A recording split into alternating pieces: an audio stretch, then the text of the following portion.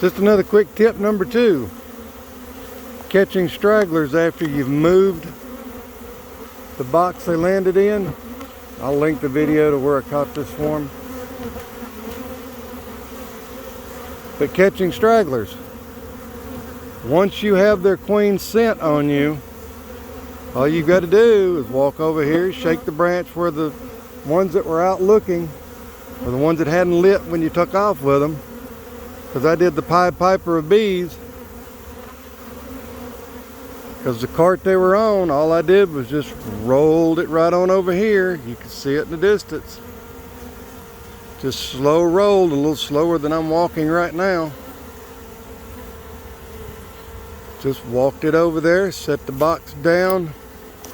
The bees that were on the cart are just about all in the box. This is the first round of stragglers. Just dump them on and go back a minute or two and catch the next set. Thanks for watching Woolly Bees.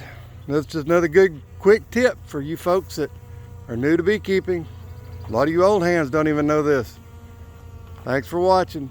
Like and subscribe.